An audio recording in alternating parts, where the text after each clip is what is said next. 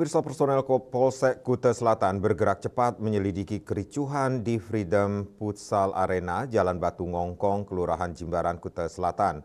Saat ini penyidik baru menahan 2 pelaku berinisial AG dan AB. Kasus ini masih dikembangkan dan tidak menutup kemungkinan jumlah tersangka bertambah. Kapolsek Kuta Selatan Kompol Igusti Ngurah Yudhistira mengatakan kedua tersangka AG dan AB sudah ditahan.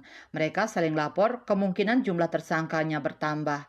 Pihaknya mengimbau masing-masing pihak bisa menahan diri dan mempercayakan penanganan kasus tersebut ke pihak kepolisian. Selain itu, mantan Kabag Ops Polres Gianyar ini menekankan jika masyarakat mengadakan event yang melibatkan orang banyak supaya melaporkan atau mengajukan izin keramaian ke pihak kepolisian. Dengan demikian, kepolisian bisa melakukan pemantauan sejak dini.